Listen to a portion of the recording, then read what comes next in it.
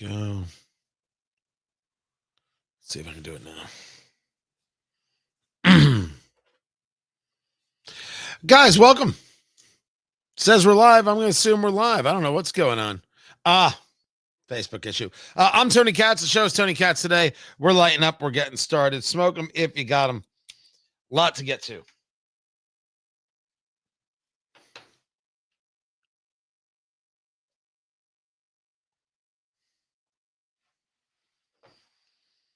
Another judge, another activist, another guy in a robe who thinks he's more important than you, your vote, your say, who thinks he's above democracy. You know, they call Trump the authoritarian, but we all know that that's a load. The authoritarians are the justices. The authoritarians are those who want to say that your vote doesn't matter. Your vote doesn't count. You shouldn't have a say. And they're always in a robe. And even when the Supreme Court says you can't do this, you can't be going out there engaging these nationwide injunctions, they still do it. They just come up with a different name for it. Tony Katz today. Good to be with you. In this case, they call it a class action. So here's what we have going on. We have got this judge in New Hampshire. And this judge in New Hampshire is blocking Trump's birthright citizenship order. That's how it's being described. But understand it goes a little bit deeper than that. The federal judge barring President Trump and the administration from enforcing his executive order limiting birthright citizenship after the Supreme Court restricted the ability of judges to block his policies using nationwide injunctions. The judge in this case, Joseph LaPlante of Concord, New Hampshire, made this ruling after immigrants' rights advocates implored him to grant class action status to a lawsuit they filed seeking to represent any baby whose citizenship status would be threatened by implementation of Trump's directive. So, what did they do? They changed the rules, if you will. Or really, better said, they said, screw the rules and screw what it is you voted for. Screw your vote, political right. We don't care what you voted for. We don't care what you want. We're not interested in you in the slightest. Remember, in every single instance, this is not about Trump. Judges are not attacking President Trump. They're attacking you. They hate you. They hate you for not voting the way they wanted you to vote. You did not vote for Kamala Harris. You didn't vote for progressives. So therefore, you have to be punished. And that punishment involves an absolute degradation of the judiciary. And yes, as it was noted by Amy Coney Barrett, that Ketanji Brown Jackson wants an exalting of the judiciary. They denigrate themselves, they delude themselves, they humiliate themselves, they cheapen themselves by violating what it is that the Supreme Court has said. And yet it is cheered by at least one member of the Supreme Court, overjoyed that there are these lower court justices who will do anything to keep you from having the country that you elected. Sometimes you win an election and sometimes you lose, boo-boo. That's the way it goes. I have lost elections before. I had to suffer through 2 terms of Barack Obama. It wasn't fun. Did not enjoy. I believe the expression is would not recommend. Sorry, just lighting up the cigar there. But you lost. And the only thing you do is you can keep fighting. When they lose, what they do is they just change every rule. And we will get more into this. This very idea that when you do it, it's a mortal sin. When they do it, why are you looking at them? That is how they view it. The judge saying that's irreparable harm, citizenship alone. It is the greatest privilege that exists in the world. So now you have this class issue taking place, this class action issue. What does this mean? It means that just another hurdle to have to jump over, just another thing that the Trump administration is going to have to climb over. And they will. When does the moment come where they start ignoring the judges? That's a great question. I don't know. There's a worthy argument that you don't ignore the judges. It takes longer, but you just keep working the system because they always lose in the end. They just lose. They've lost everywhere on everything. They eventually lose because their argument is nonsense. Also, this is a judge in New Hampshire. New Hampshire is where they're having the real conversation regarding citizenship. No.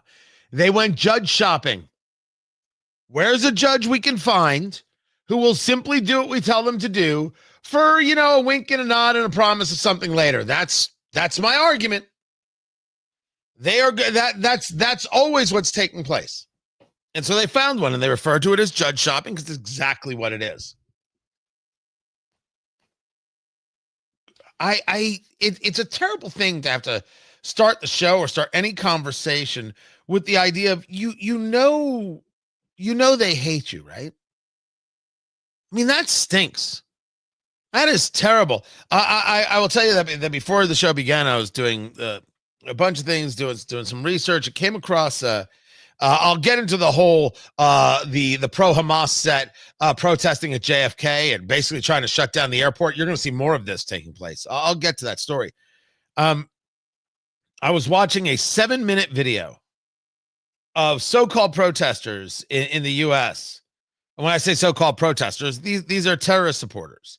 But these were the protesters screaming, death to the Jews. Hitler was right. We need bigger ovens. That was there are videos of this. People saying this is happening right here in the U.S., right here under our nose. Absolutely, positively true.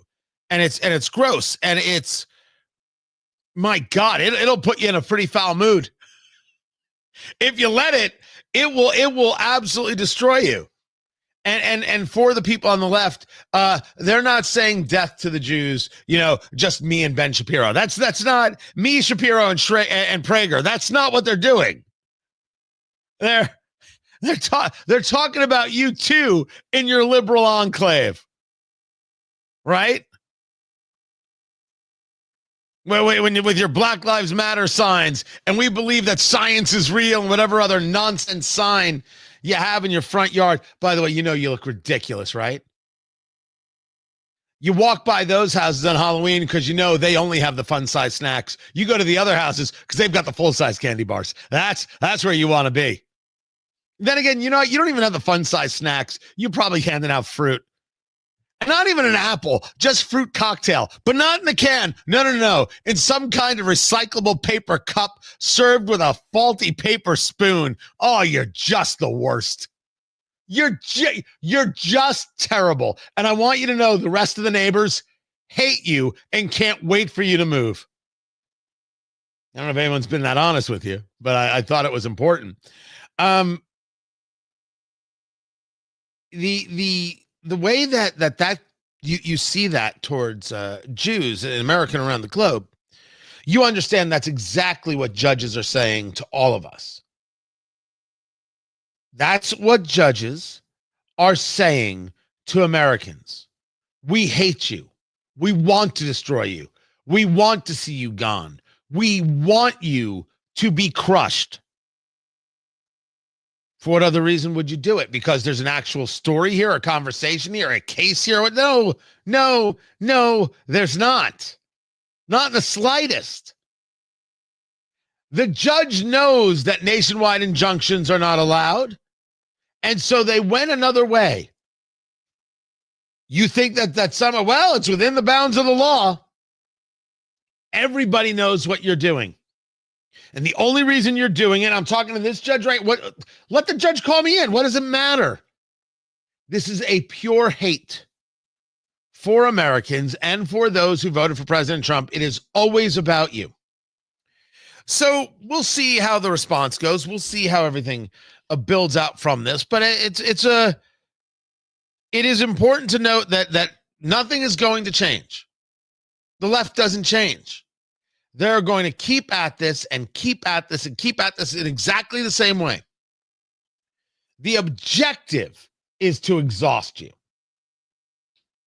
The objective is to be able to get to a place where they can control, let's say, the House. And by the way, when they control the House on January 3rd, they will impeach Donald Trump on January 4th. It's going to happen.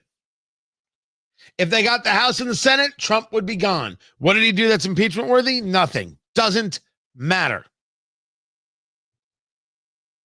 The norms are for you to live by, and the norms they believe are set by them. When they break the norms, why are you paying attention? We're only trying to save democracy. You see it every single time. It's sad that this is nothing new, and it's sad that this won't be anything new tomorrow, because they'll do something else. Every time I see an action like this, I just want to remind you that the midterms are November 3rd, 2026. You're going to want to vote. Keep it here. I'm Tony Katz. This is Tony Katz Today.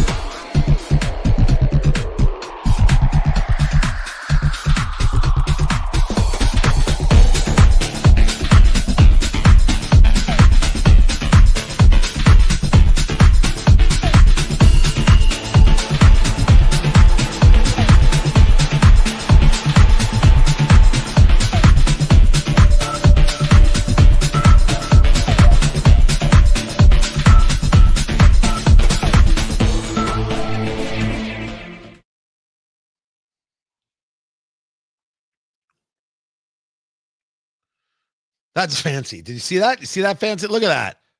Look at that. Hold on. Let me see. Oh, it's in the right hand. I got to do it like this. Hold on. Let me see if I can do it.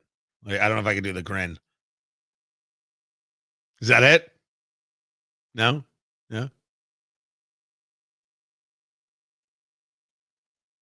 No, whatever. So this is the Eat, Drink, Smoke version, the Cigar and Bourbon Show. I had ordered a bunch of them. And so here's what we determined. First of all, I have allowed everybody to get a little crazy on my logo. My logo's fine, and kiss off. That said, go about creating other versions of my logo. Knock it out of the park. If I like it, I'll buy it. So when I ordered the shirts, which I do love, and like I think I found something here and it's great. So this is a 3-inch logo, and thought that it would be the right size.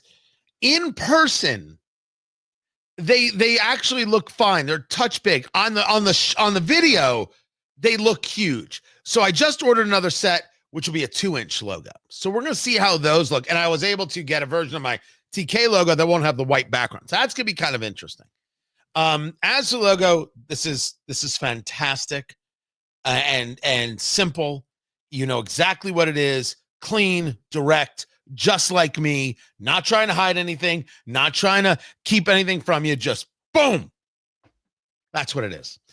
And for the trolls who don't like it, thank you for just hours of entertainment value. And I don't know, maybe somebody will design something I really love. So, the trolls don't get paid. No. All they get is mom's leftovers in the basement. That is all.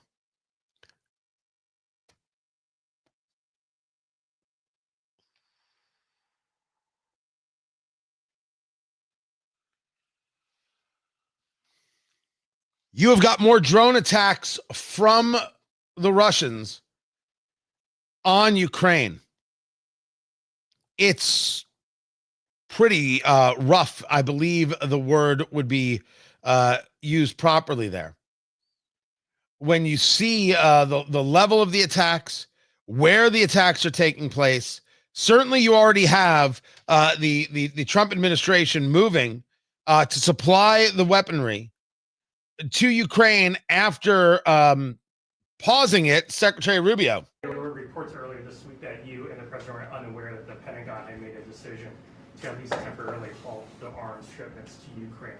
Were you? What's your take on that decision by the Pentagon, and what is your general take? Well, I think that decision's been, that decision unfortunately was mischaracterized. It was a pause pending review on a handful of specific type munitions. That, frankly, is something that is logical that you would do, especially after an extended engagement that we saw both in defense of Israel and in defense of our own bases.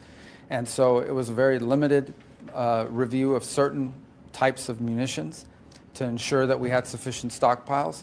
And it's typical when you do these reviews that there's a short-term pause, because if, in fact, the review comes back that you have a shortage, you can't pull it back once it's been sent. With all due respect, Secretary Rubio, that's not what happened. Tony Katz today. I forgot if I said hello. What happened was that wires got crossed. Eldridge Colby didn't want to send anything to Ukraine. Hegseth signed off on it. He should not have signed off on it. That's why the pause took place. And then the president said, I don't know why the pause took place. And now the shipments are going again.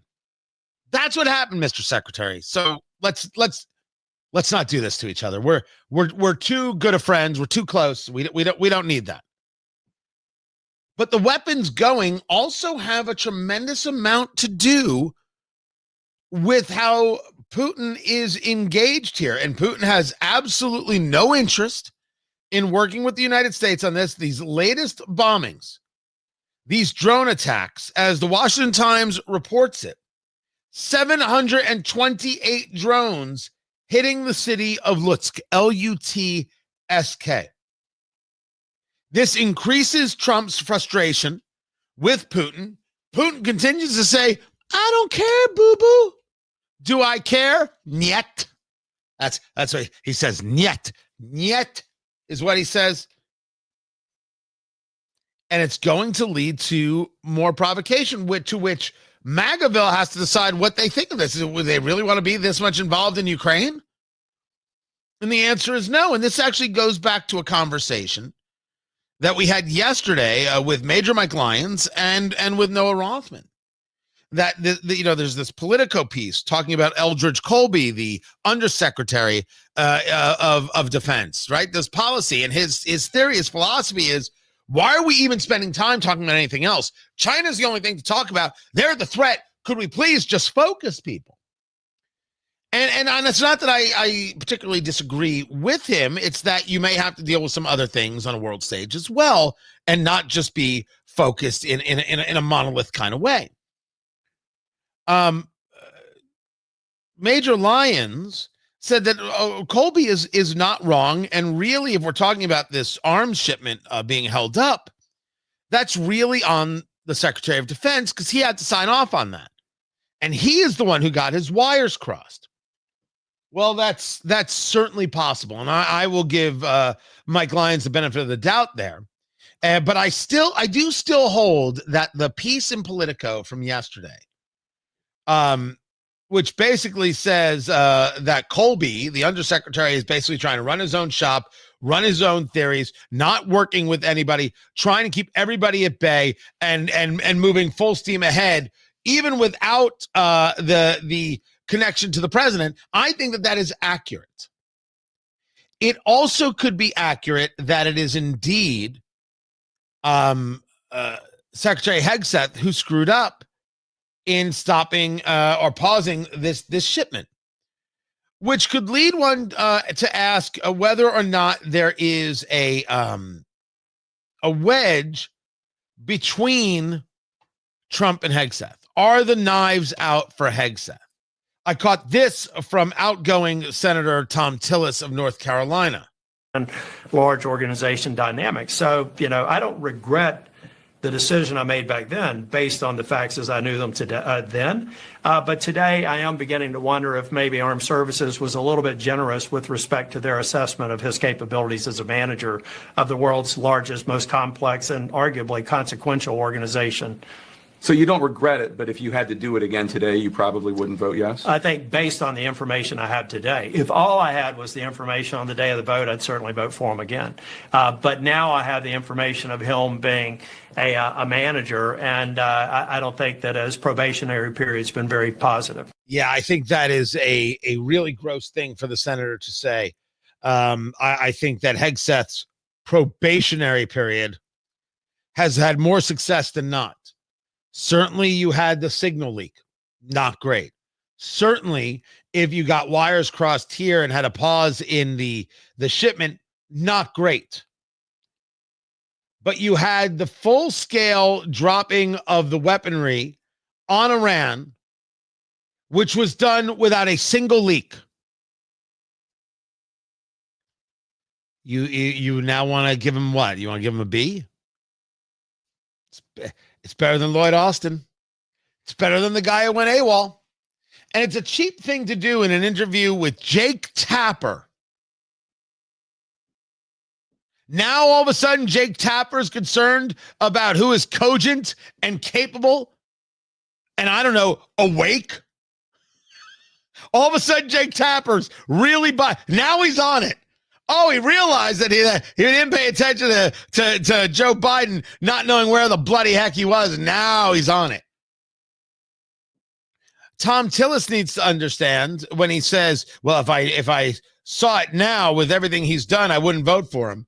Well, that's exactly how your constituents feel, Tom Tillis. If they had known what kind of senator you were going to be, do you think they would have voted for you?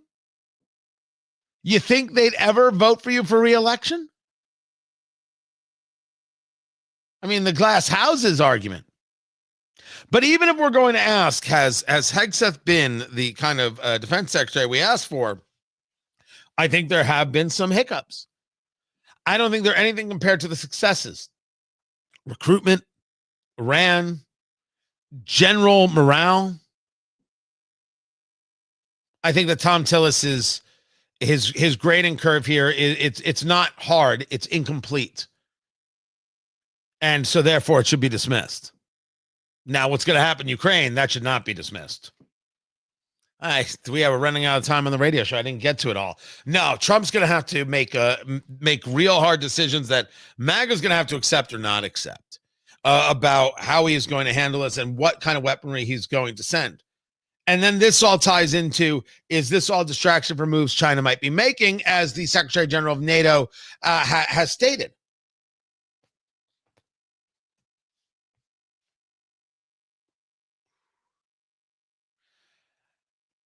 I don't know how I've said this before, and I've got yelled at that I call it MAGAville, like somehow I'm being offensive or rude. Everyone, please unbunch.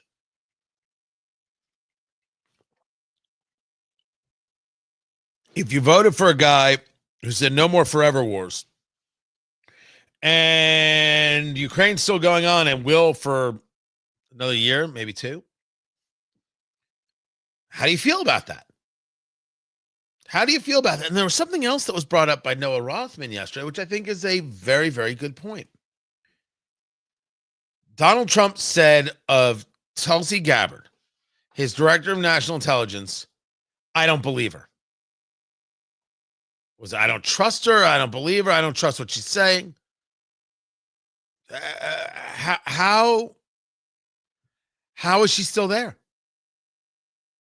How is she still the director of national intelligence? And I would love to know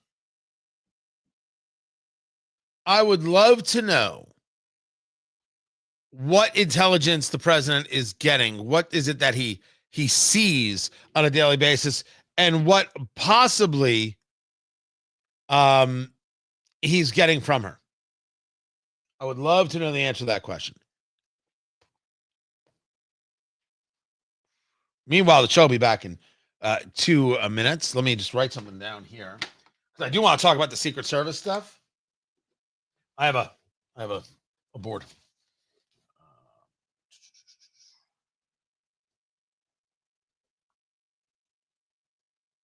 There we go. No, it's not a Karl Rove board. My board makes sense.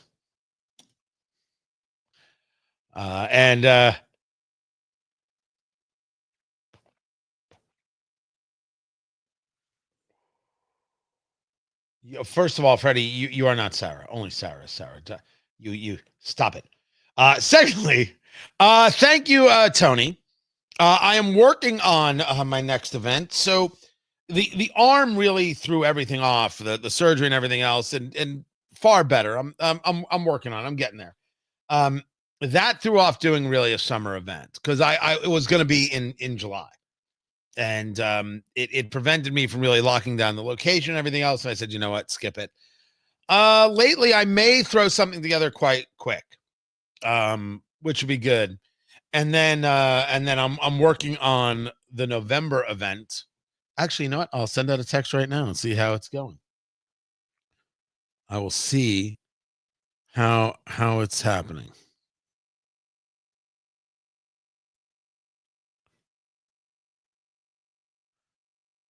Because the November event is going to be nutty. Absolutely fantastic. Cannot wait. Cannot wait to show you that one. I think that one might be the biggest one I do. If that one goes right, at the minimum, 300 people. At the minimum.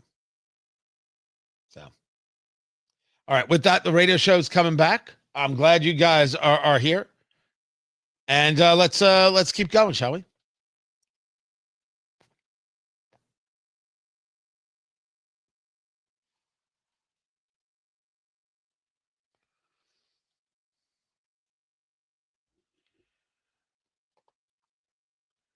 Six Secret Service agents suspended. This because of the shooting at Butler, Pennsylvania. We really do need to get Selena Zito on the show, don't we? Tony Katz today. Good to be with you. Find everything at TonyKatz.com. 833-468-8669. 833-GOT-TONY. Tony at TonyKatz.com. You can email me, Twitter X at Tony Katz. Live streaming there on the Twitter and on YouTube. Come join the chat room. Be a part of the thing. Would love to have you. Suspended were these Secret Service agents. Department of Homeland Security review found that a series of law enforcement breakdowns created an environment that left Trump exposed. The Secret Service does not perform at the elite levels needed to discharge its critical mission. That, according to the independent report, that was via ABC News. The Secret Service has become bureaucratic, complacent, and static, even though risks have multiplied and technology has evolved. The disciplined agents, from supervisory to line agent level, suspended between 10 to 42 days. And according to U.S. Secret Service Deputy Director Matt Quinn, quote, "We aren't going to fire our way out of this." Are you sure, Matt? Are you sure you can't fire your way out of this? Do you want to try to fire your way out of this? Do you want to fire your way out of some of this? Nobody was on the roof. How do you only get suspended?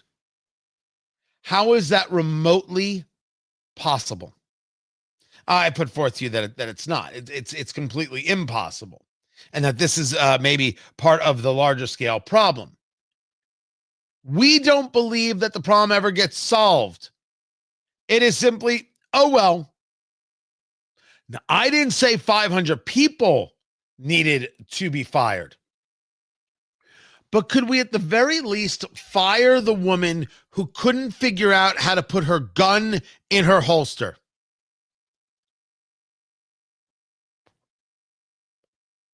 I'm saying she couldn't do the job.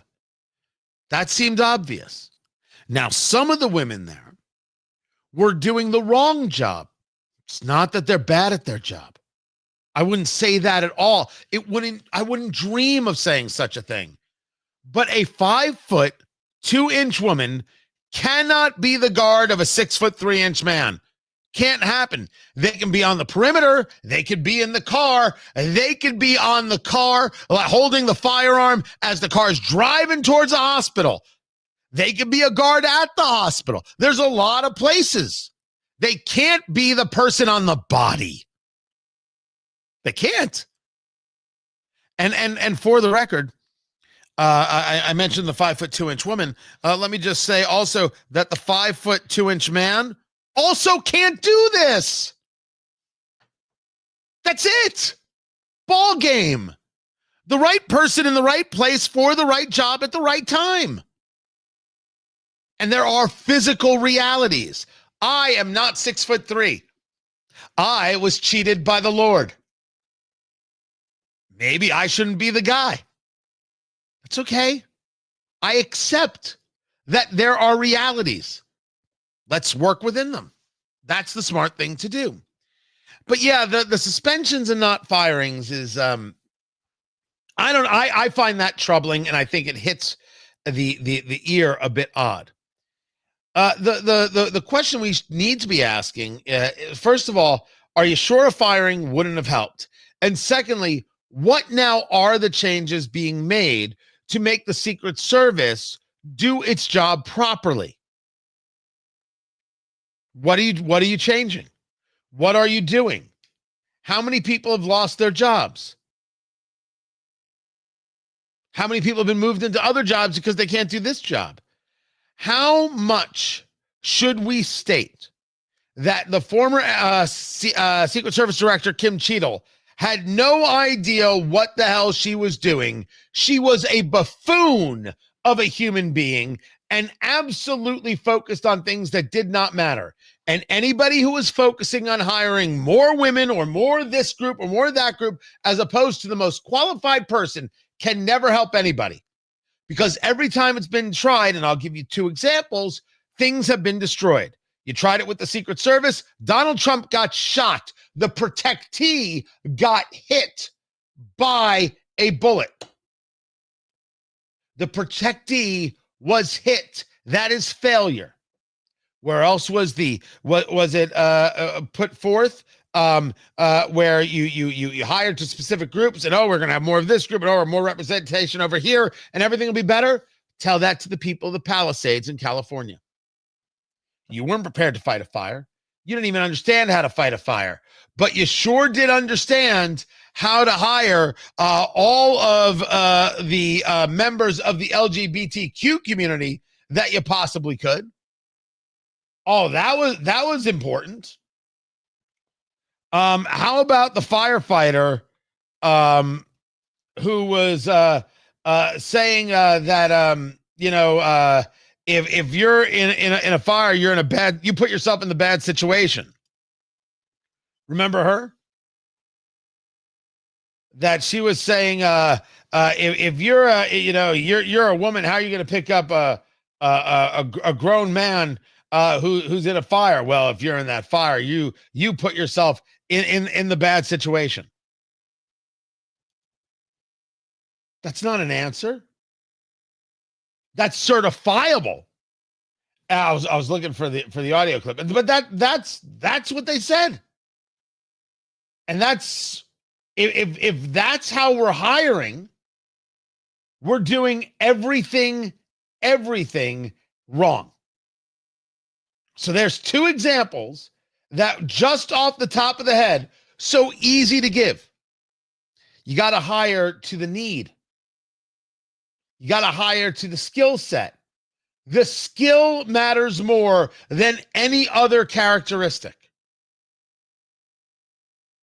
And there are plenty of people of all sorts of characteristics who have skills.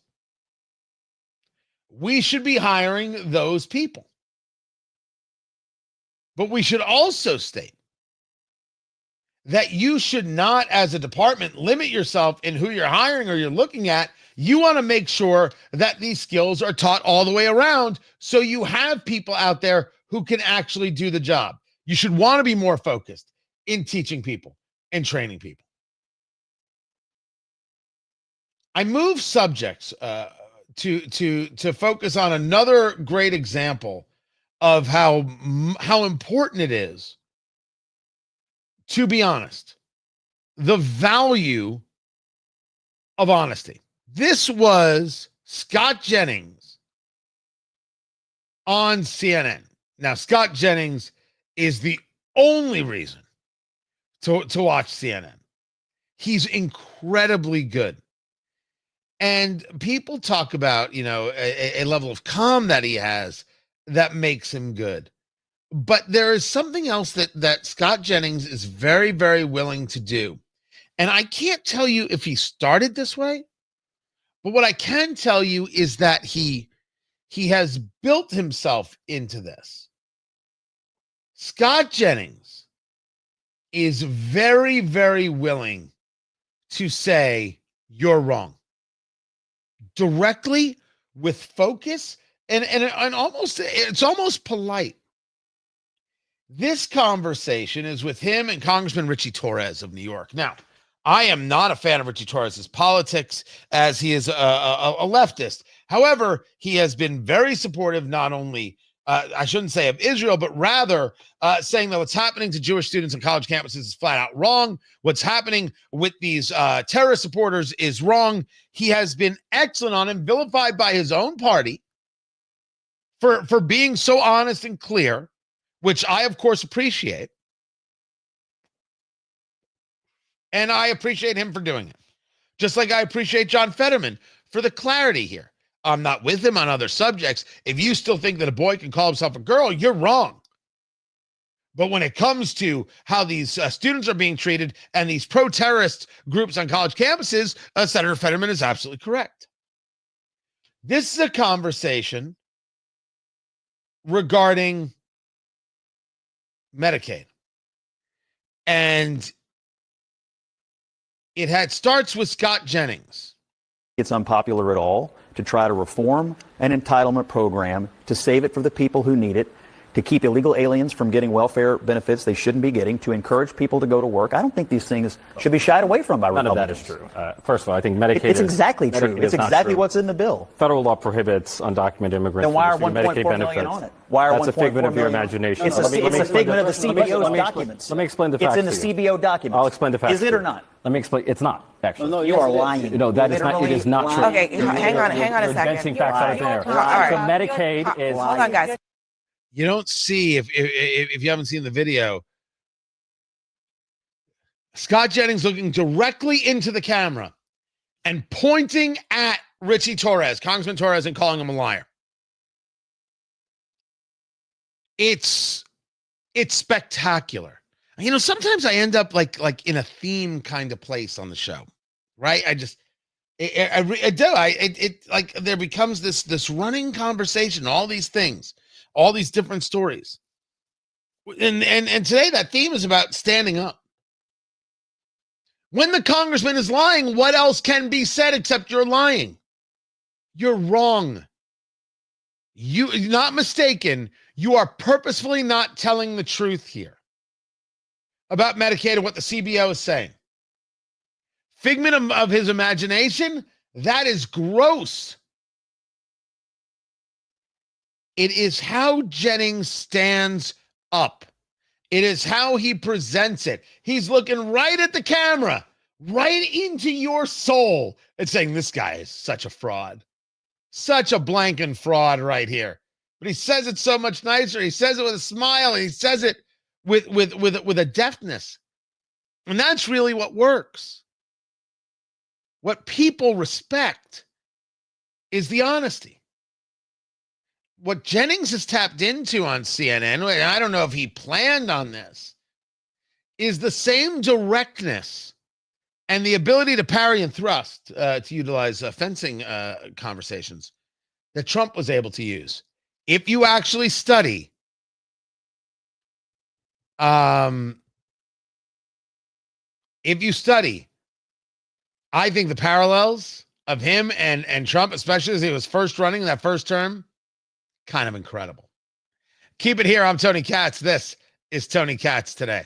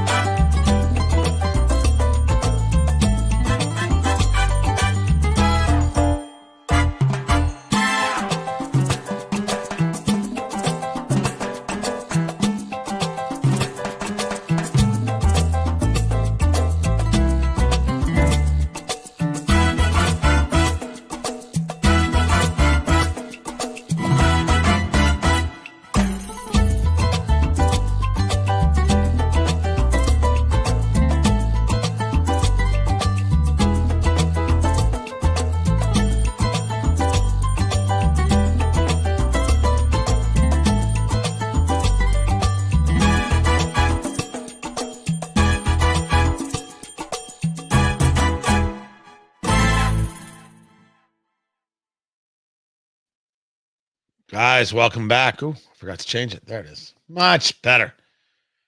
Oh, goodness. So, something else that's going on. First of all, check out my Flederman. I know, I'm all matchy-match today. Flederman von Riest, R-I-E-S-T-E. Thrilled to be their brand ambassador. Watches assembled right here in Indiana. Right there. This is they're called the Hanoverian in the cornflower blue, which is a special release color that they have. Spectacular timepiece, super comfortable, even on larger wrists. You're going to love it. Go to Von Riest, R-I-E-S-T-E. Go to vonriest.com. Use promo code KATZ, K-A-T-Z, and get your discount. Go away, little flying bug, whatever you were. Nobody wants you here. We want our Von Riest watch. Go to Von Riest, R-I-E-S-T-E, vonriest.com, and get yours. Use promo code KATZ and get your discount. So what is happening here is that over the weekend, this whole thing is changing. To describe how my studio works is that I am here. There's a wall right here, and then I look out over the rest of the studio. Right, I've got the poker table. I've got the chairs. There's the brick wall. There's a whole bunch of stuff. But I always like the idea of, okay, I'm over here, and then everything else is happening over there. Like I like that. the aesthetic's been bothering me, as you well know. And the only answer is I have to turn this whole thing around. So you're now, starting on Monday, you will see the whole studio. You'll see everything. The original World War I Bond posters that I have. Oh, they're so great. They're so great. The brick that was the outside, and some of this brick, producer Landon, you will appreciate. Some of this brick is from the manufacturers who made the original brick for the Speedway. Yeah, so it's not all of the brick of the house is, but some of it is, and it's very, very cool. So there's gonna be a whole new look and feel, and then I had my videographer come by and change the lighting a little bit, and like, hey, what's going on? And it's better, but not yet perfect, and so that's happening. So I sometimes you just have to change. That's all there is to it. So that's what's going on there. Meanwhile, there's nothing breaking right now. I feel like I'm missing something. I'm not missing anything, am I?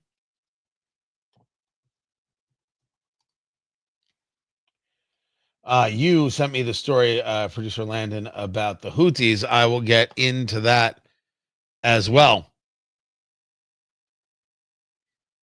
How much time? All right, we're about to get back to the radio show.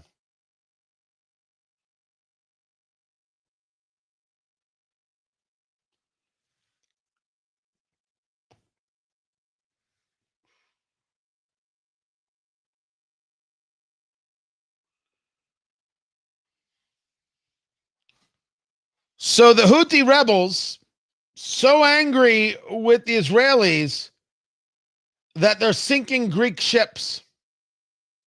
6 crew were rescued, 15 are still missing. The Houthis sank a ship there in the Red Sea. It's known as the Magic Seas, is the name of the ship. Maritime officials say that the Houthis killed 4 of the 25 people aboard before the rest abandoned a ship. Actually, it's not Magic Seas. It's called the Eternity Sea. That's the name of the ship. Now, the question before us is what's going to happen? How does one respond? How do the Greeks respond? Right? How the United States has been involved in these bombing raids. How is it possible we can do these nuclear facilities with such precision, but we can't take out the Houthi rebels? And I'm not saying that they are a haphazard group. I'm saying that they're well-funded and well-coordinated. These are not cave dwellers by any stretch of the imagination. But if you are the rest of the world watching this, every time they make this move, it's going to change shipping patterns. It's going to cost more money for everybody. The Houthis have to be dealt with. And since the Houthis, Houthi, are nothing more than a proxy of Iran, this idea that the Iranians want some kind of peace, that's funny because it's not true. And it's not true because you see what the Houthis are doing. Look what they're still coordinating. Look where they still feel they've got some power. Look where they still feel they could do some damage. It seems to me that the head was not so totally severed in the taking out of the nuclear facilities. Now, that was never the plan of Trump. The plan of Trump was to end their nuclear capability and then stop. Right? That's the whole plan. I wonder if this is going to change his calculus. I wonder if this makes them say, we can't have this. If they're going to fire at these ships, what other ships are they going to fire at? The Houthi rebels are in charge of controlling the navigable seas? No. Do I expect a response from the Israelis? Dear Lord, it's the Israelis. You can always expect a response from the Israelis. Meanwhile, Jerome Powell is on the hot seat, and Scott Bessent may want the seat, plus a tax on federal agents up 700%. And we know why. Keep it here. I'm Tony Katz. As for what I'm smoking, Mark, this is the Tres Compadres. I can't really stare at this. From Christoph Cigars, Glen Case. Lovely work, solid work. This is I think a better one of his cigars. He's got a Nicaraguan. No. It's the anniversary. Is it the Viente? And then the Vengeance, which is a Perfecto, which has been very enjoyable.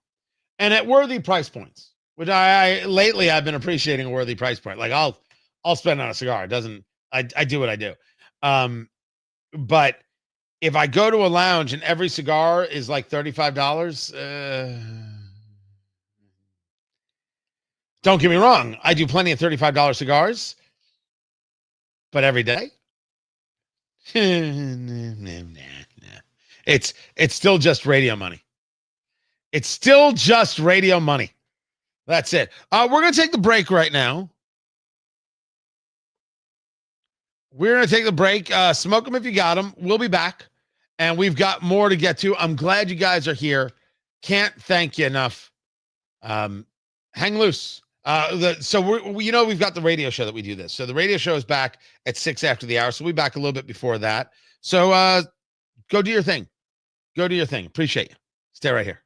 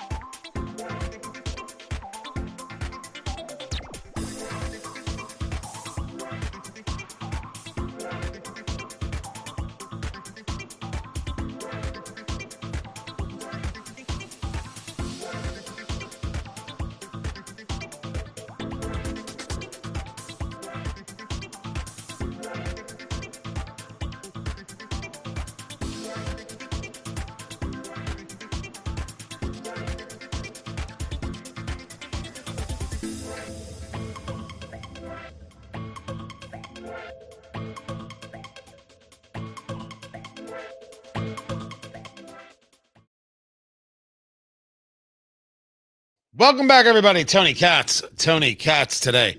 Glad you guys are here. I appreciate you guys hanging out during a little bit of the break. We definitely have some more show to go. The cigar is treating me very well. This is from Christoph. This is the Tres Compadres. If you have a cigar you think I should try on the show, let me know. I'll do it. That's what a life. Poor me. Just try the cigars. Some audio I haven't heard yet from Staff Sergeant Camille Habel of the Royal Canadian Mounted Police. She's a Mountie, don't you know, I have got that for you. And then this story of what's happening to federal agents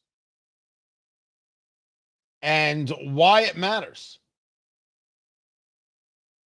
And while charges are taking place, it is maybe not enough. Maybe not enough. Let me just write something down here. And remember to get to Jerome Powell and Scott Bessent. My little notepad is over. It's a whiteboard. It's right over here. Right there. Perfect. So yeah, I'm looking forward to it. We're going to change this. It's going to be nutty. It's going to be a whole big background behind me because we were learning about lighting, and basically what I don't have is I don't have enough zones. Basically, I don't have enough room between where this front lighting is and then back up lighting to create softer areas and warmer areas and colder areas, and just working my way through it. And you know what I realized as I'm doing this with you, I forgot to shave. I am not a fan. Like beard, I'm fine with. This part, no, that's called a faux pas. You can get away with it. I mean, it's all right. It's not the end of the world. It's actually a bit of a casual look, which for me is super rare. Doing the whole casual thing is super, super, super rare. So I'm giving it a go.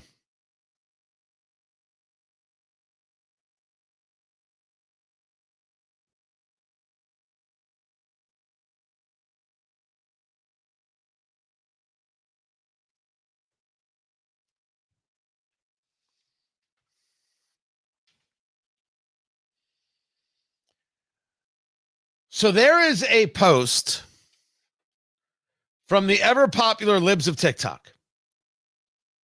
And so here's what libs of TikTok wrote there on the Twitter X. Camille Habel, a staff sergeant for the Royal Canadian Mounted Police, says that if you lean toward traditional values, that might be a sign of becoming an extremist. Should we listen? Oh, we should listen. When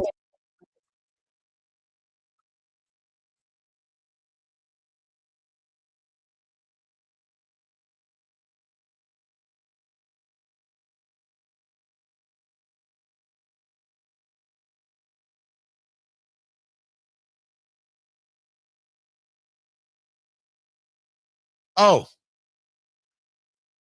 no, I think I've heard enough, Camille. Thank you. If I was somebody who believed in equal gender rights, whatever that is supposed to mean, and then said, you know what? On further reflection, boys are not girls and girls are not boys and men are not women and women are not men. And no, it's not okay for men to compete in women's sports. It's not okay for men to be in women's spaces. That's just wrong. That's the sign of an extremist. Canada, everybody. That's gross. Tony Katz today. Good to be with you. 833-468-8669, 833 got Tony. That's how you get to be a part of the show. It is gross. It is offensive. Equally as offensive was this statement from Representative Pramila Jayapal of Washington State.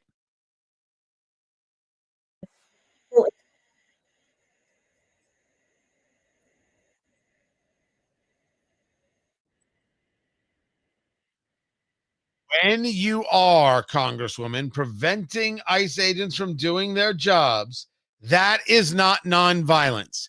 That is violence.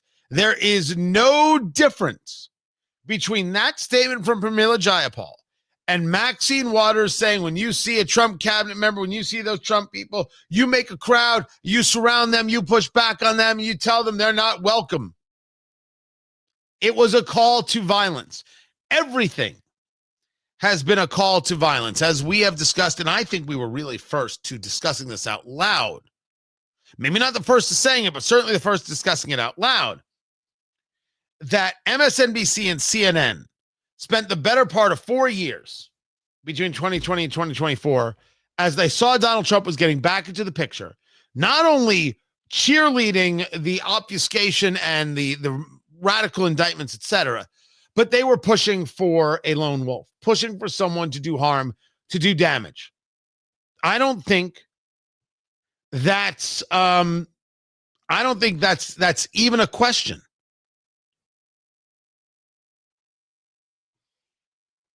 I think that's exactly what they were doing.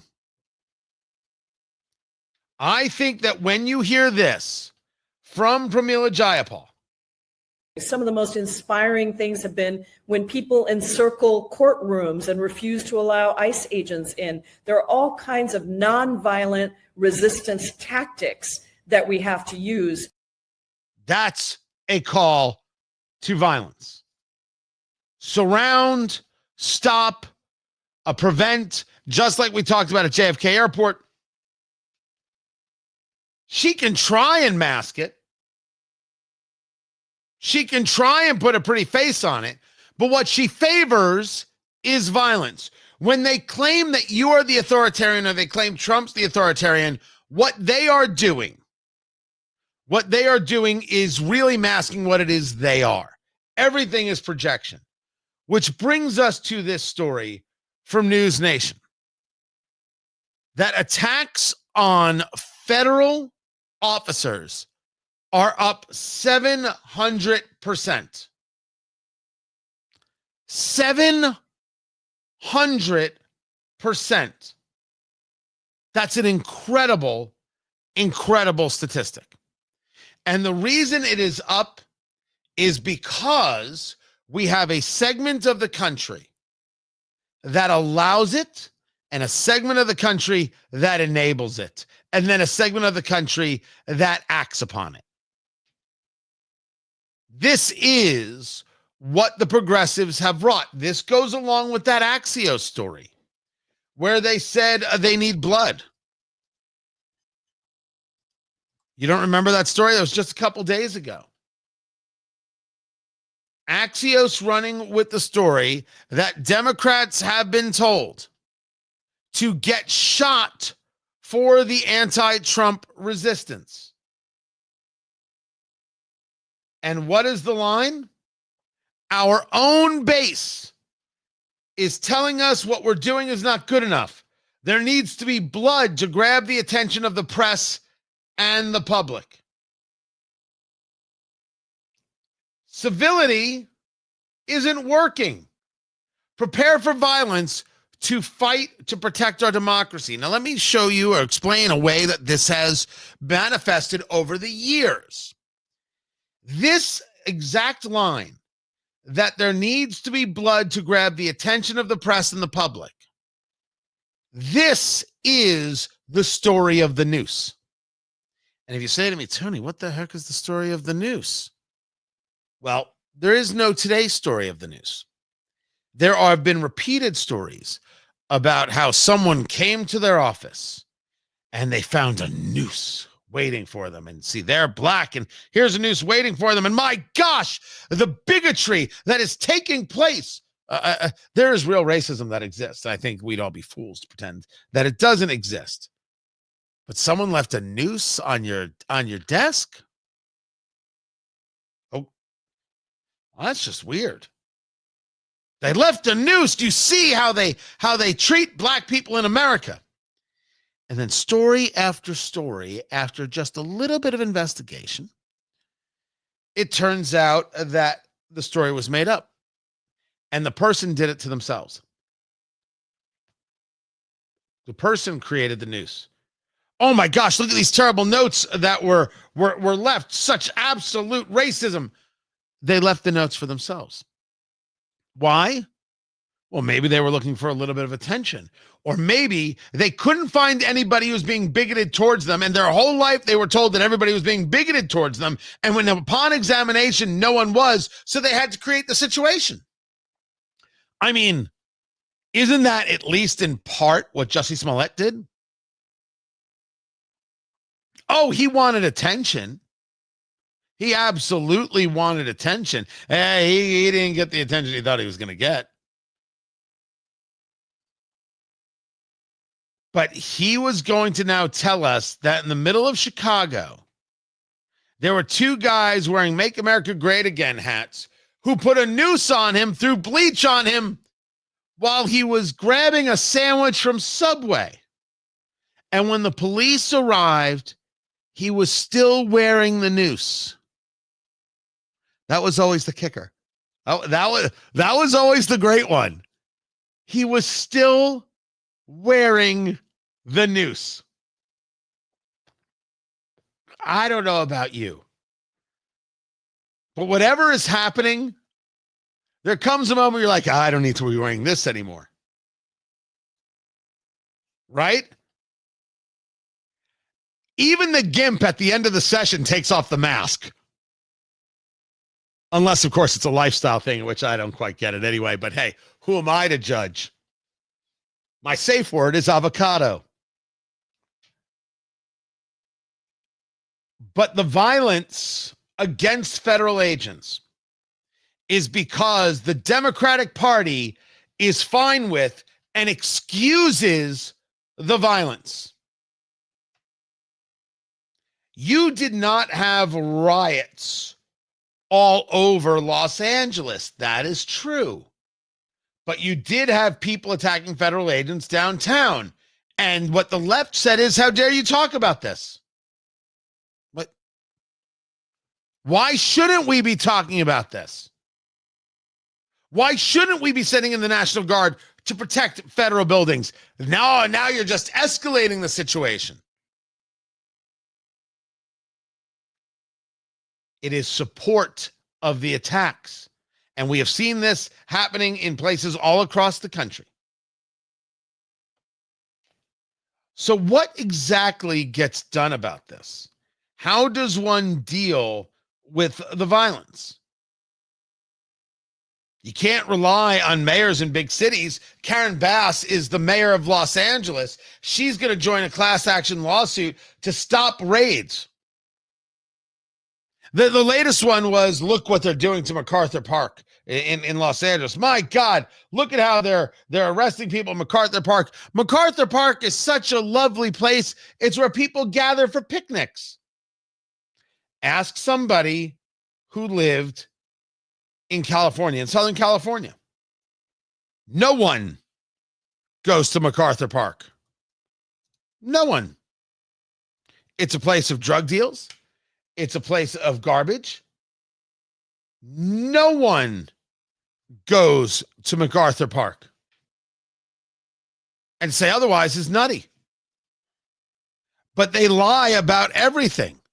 Aren't you better off? Aren't you far better off getting these drug addicts, getting these people who are causing problems off the streets? And their answer is no. Karen Bass is convinced that they just needed to leave. Mayor Bass, I need to get my phone and we're departing. Okay. All right. Aaron Bass. Mayor Bass. Any comment, Mayor Bass? Thank you. Mayor Bass, any comment? Yes, my comment is they need to leave, and they need to leave right now. They need to leave because this is unacceptable. Who did you speak? The ICE agents need to leave, not the illegal immigrant. Is that or is that not the tacit endorsement, as opposed to Pramila Jayapal's full endorsement? So what kind of arrests will we see? What more will we witness?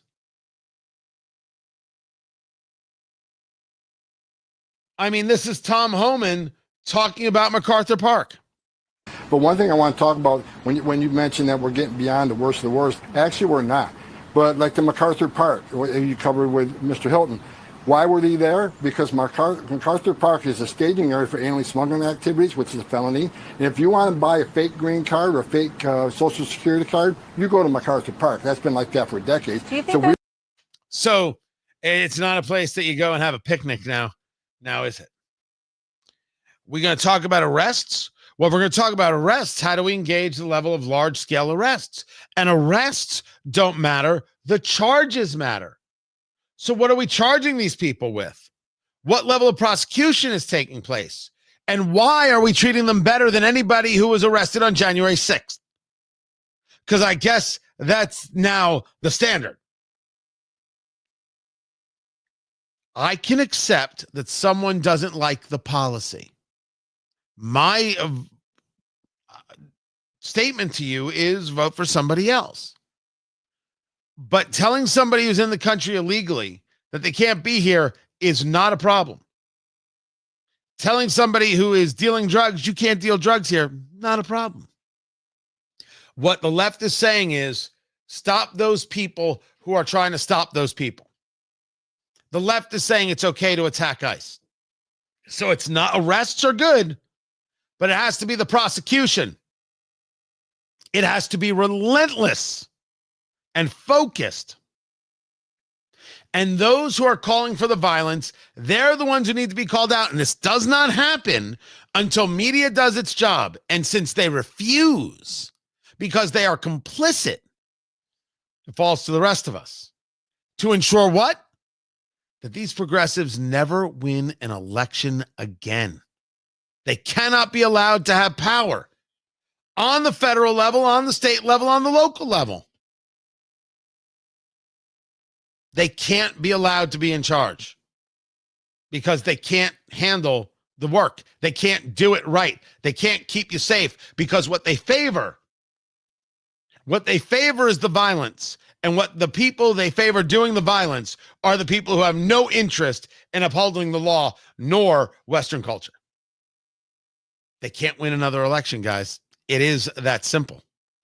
I'm Tony Katz, and this is Tony Katz Today.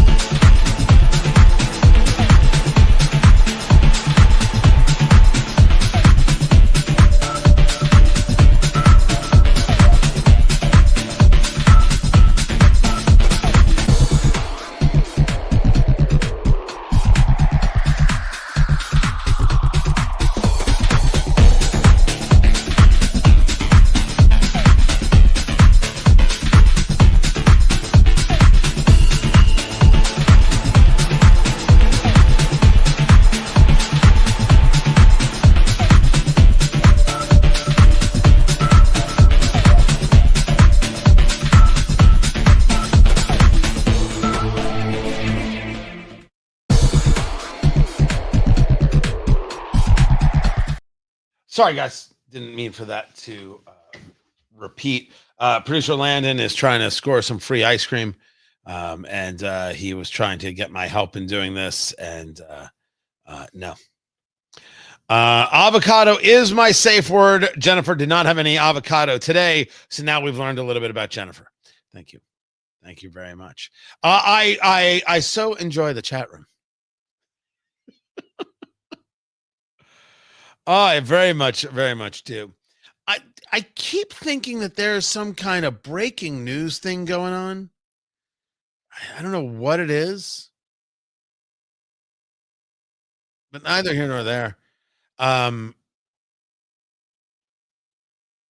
I got to that story. I keep feeling like I'm missing something. It's driving me cuckoo.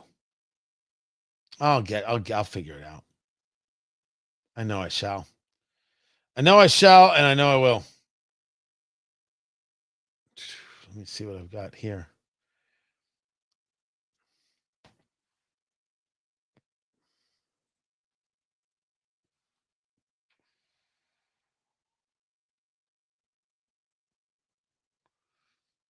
All right. Secretary, you mentioned wanting to see a roadmap. There we go. I've got more from Marco Rubio. I will share that with you.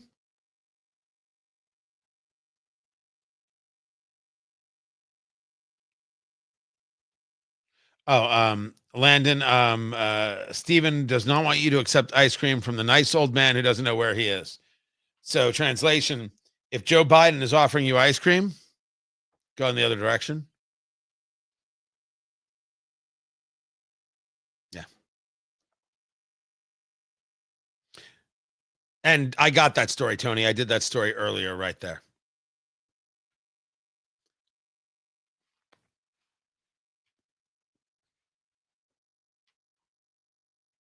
Secretary, you mentioned wanting to see a roadmap for how this conflict can conclude.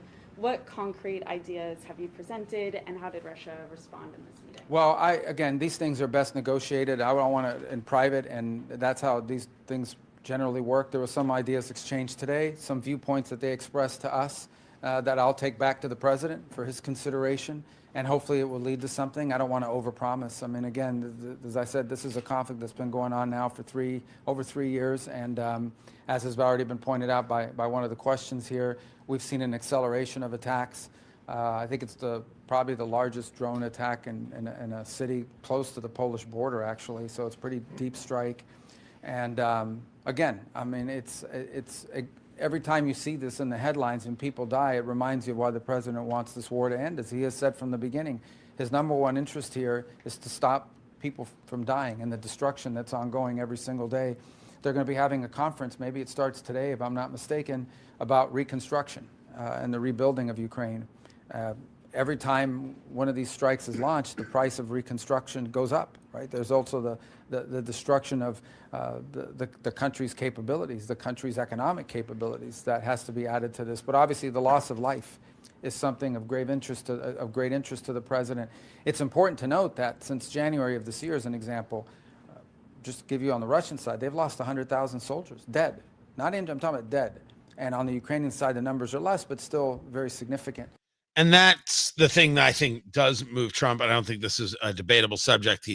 He doesn't understand it. He cannot rationalize it. He does not want it. But that's Secretary Marco Rubio, Secretary of State, who spoke with the Russian foreign minister, saying that in the end, it's not a guarantee of peace. It's not how I characterize it, but rather it's a concept. We'll see how indeed those concepts play out. Meanwhile, the Secretary of State, Marco Rubio, who you just heard from, he put forth sanctions on a UN official. This happened yesterday, imposing sanctions on Francesca Albanese, a UN special rapporteur on Palestinian rights, saying, quote, Albanese's campaign of political and economic warfare against the United States and Israel will no longer be tolerated. We will always stand by our partners in their right to self-defense. From Albanese herself on the subject? Would I respond? It seems that this administration is quite allergic to justice, isn't it? I woke up this morning, I could take my shower, I could talk to my kids, I could meet the wonderful people of Slovenia, institutions and ordinary citizens alike without the sound of drones. Yes, I skipped breakfast, but I chose it. I was not starving. I'm not starving. And this is the situation of the people of Gaza. This is what we need to talk about, because what the US is doing, people can make their own assessment of it, is distracting us, is trying to distract us from where our focus should be. What's happening? It's not a distraction to notice that the UN was fine with what Hamas did, supportive of what Hamas did, in many ways helped coordinate what Hamas did. And every single time, a UN perfunctory gets sanctioned, an angel gets its wings. Very, very helpful. It is our time to walk away from the UN. Let's start over. We need her. Let's start over and let's rethink where the friendships are and the alliances are. And we really should be starting with people like the Poles. Poland is a story. We'll get to it soon. Keep it here. This is Tony Katz Today. These people. Guys, I always appreciate you being here. I do. We end the live stream here. The radio show keeps going at WIBC.com. So you want to make sure that you get in on that. Ed Morrissey, I spoke to him earlier, so I will share that story. He is up next. Keep listening to the show. We'll be back with a stream tomorrow. Can't tell you how much I appreciate you being here. The stream's been growing, and that's very cool because of you. And I don't know, maybe not maybe this is working. This is working. I love it. Let's keep going. I'll catch you guys tomorrow. All right. Appreciate you. Take care.